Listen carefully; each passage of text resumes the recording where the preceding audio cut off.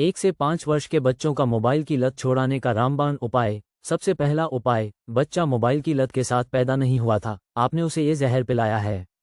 जब आप व्हाट्सएप पर गप्पे लड़ा रहे थे तब बच्चा आपको देख रहा था।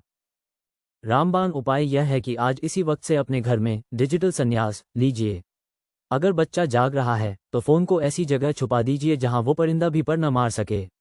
अगर आपने फ़ोन छुआ तो समझ लीजिए आपने अपने बच्चे के हाथ में जहर की बोतल थमा दी।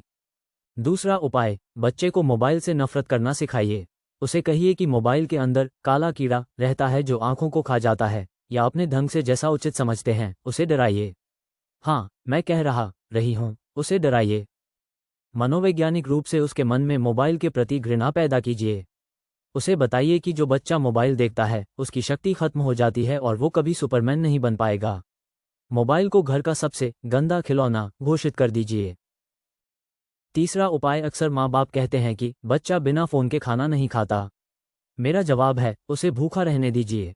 1 दिन नहीं खाएगा, 2 दिन नहीं खाएगा, तीसरे दिन वह खाने के लिए व्याकुल हो जाएगा। यह उपाय उसके लिए कड़वी दवा जैसी है, जो कड़वी तो जरूर है परंतु मर्ज को समाप्त करती है। तब उसे खाना दीजिए, मोबाइल नहीं। हम अपनी सुविधा के लिए बच्चे की जान से खेल रहे हैं। उसकी जिद के आगे झुकना बंद कीजिए। अगर वो जमीन पर लौटता है, चिल्लाता है, तो उसे रोने दीजिए। याद रखिए, रोने से फेफड़े मजबूत होते हैं, लेकिन मोबाइल देखने से दिमाग खोखला होता है। चौथा उपाय, मोबाइल छीनने के बाद उसके हाथ खाली मत छोड़िए। उसे सेंसरी शॉक दीजिए। उसे मिट्टी में छोड़ दीजिए। उसके हाथ गंदे होने दीजिए। 1 से 5 साल के बच्चे को जब तक फिजिकल एहसास नहीं होगा वो वर्चुअल दुनिया से बाहर नहीं आएगा। उसे चिड़िया दिखाइए, कुत्तों के पीछे भागने दीजिए। उसे इंसान बनाइए, कीबोर्ड वॉरियर नहीं।